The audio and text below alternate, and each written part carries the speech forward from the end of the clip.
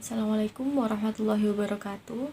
Perkenalkan, nama saya Yuli Aqidatul Isa dari Fakultas Teknik Prodi S1 Pendidikan Tata Busana. Yang pertama, saya akan sedikit menjelaskan tentang Islam, perempuan, dan feminisme. Kompetensi dasarnya yaitu setelah mengikuti perkuliahan kali ini, mahasiswa diharapkan dapat memahami konsep feminisme dan pandangan Islam tentang perempuan dan feminisme. Kemudian yang kedua yaitu meyakini pandangan Islam tentang perempuan dan feminisme serta menerapkannya dalam kehidupan sehari-hari.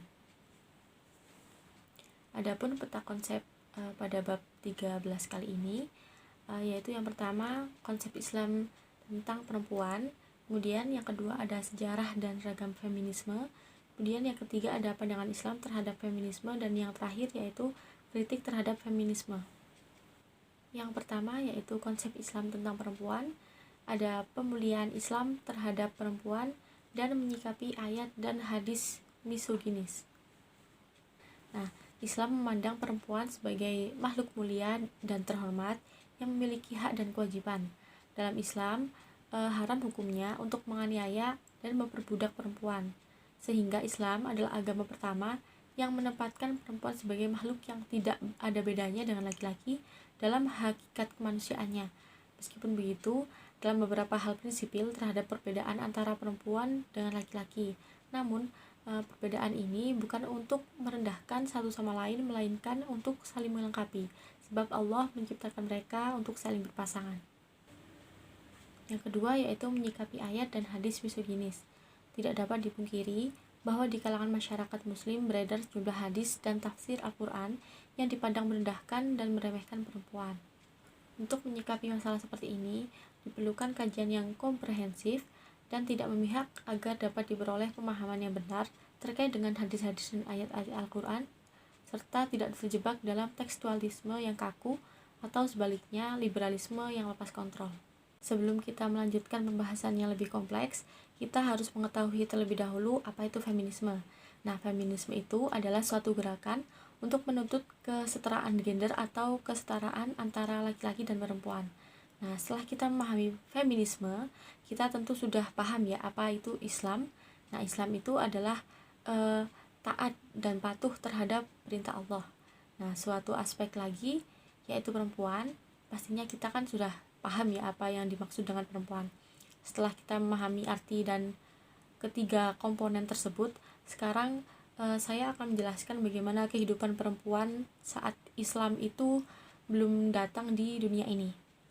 Jadi sebelum Islam datang di dunia ini itu, dunia ini sudah mengenal 4 aliran besar, yaitu ada Yunani, Romawi, Cina, dan terakhir itu Yahudi. Nah, 4 aliran ini yang dipercayai oleh masyarakat pada saat Islam belum datang ke dunia, atau disebut dengan masa pra-Islam.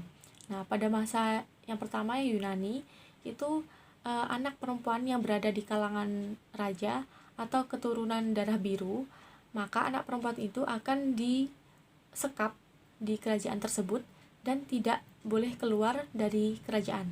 Tapi ketika anak perempuan tersebut itu di kalangan yang menengah ke bawah, bahkan di kalangan rakyat jelata, dia akan diperjualbelikan seperti barang. Jadi diumpamakan pada saat itu perempuan tidak mempunyai harga atau tidak dihargai, serta tidak dianggap seperti manusia dan malah diperjualbelikan seperti barang. Nah, yang kedua yaitu pada masa Romawi. Pada masa ini perempuan itu sepenuhnya berada di bawah kekuasaan ayahnya. Jadi semuanya itu tergantung ke ayahnya, apa-apa tergantung ke ayahnya. Tapi ketika nanti si perempuan itu sudah menikah, maka kekuasaannya akan beralih kepada suaminya. Jadi pada masa Romawi ini perempuan juga masih sama seperti barang. Jadi dia sesuai kehendak orang tuanya atau suaminya. Yang ketiga pada masa Cina, yaitu perempuannya itu harus berakhir di dunia juga saat si suaminya ini meninggal. Jadi ketika si suami meninggal dahulu tetapi perempuannya masih hidup, dia akan dipaksa untuk meninggal dengan cara dibakar hidup-hidup saat suaminya meninggal. Yang terakhir yaitu pada masa Yahudi, yaitu pada masa ini perempuan juga diperlakukan seperti barang. yang diperjualbelikan dan bahkan sampai diwariskan.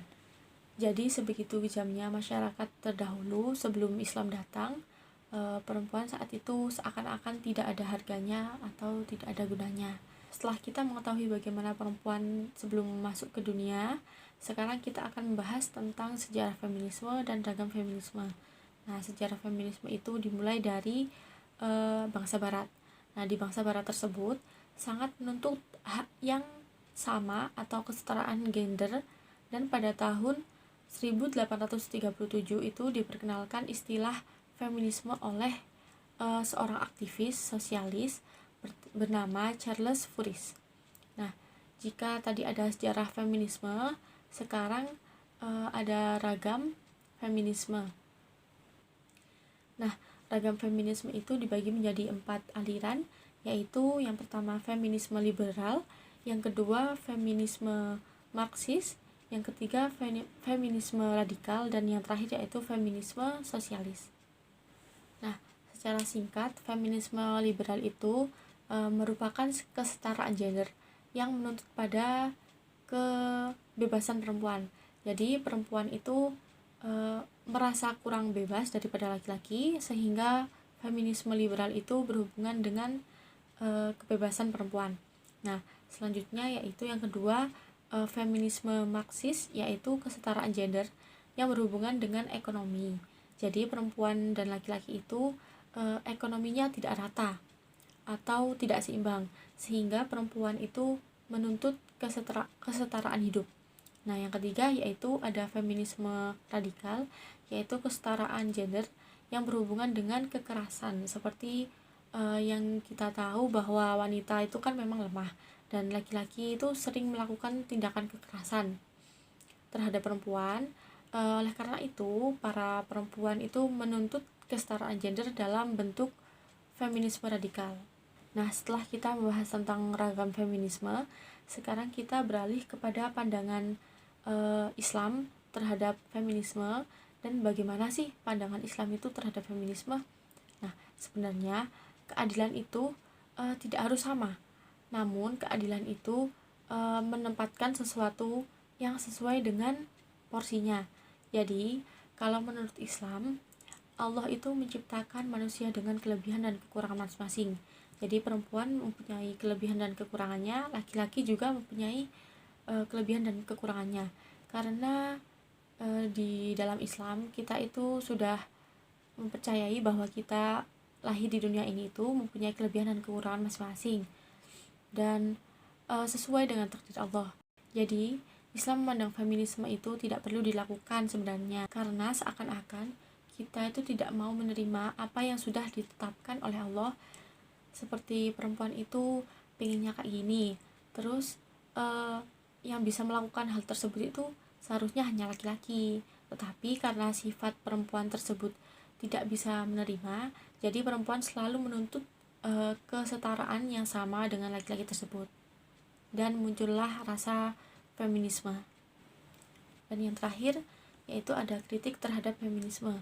Nah, terlepas dari pro dan kontra, gerakan feminisme ini diakui telah banyak membawa perubahan positif pada kondisi perempuan, yaitu yang perempuan telah masuk ke segala sektor pekerjaan yang dulu dimonopoli laki-laki. Banyak undang-undang di berbagai negara itu lebih mendukung perempuan, namun di balik kemajuan ini muncul beberapa sisi negatif yang ditimbulkannya. Contohnya yaitu isu pemiskinan perempuan dan tingginya angka perceraian. Pada pertemuan kali ini kesimpulannya itu dalam pandangan Islam, perempuan itu mendapatkan tempat yang paling mulia dan selalu yang menjadi yang paling mulia. Nah, pandangan feminisme yang berlebihan membuat perempuan menjadi tidak sempurna karena mereka menyalahi kodratnya. Alhamdulillah, sekarang kita sudah memahami tentang apa itu feminisme, Islam, dan pandangan Islam terhadap feminisme. Semoga dengan apa yang sudah saya sampaikan dapat bermanfaat dan menambah pengetahuan kita tentang feminisme. Sekian yang dapat saya sampaikan. Atas kurang lebihnya saya mohon maaf yang sebesar-besarnya. Wassalamualaikum warahmatullahi wabarakatuh.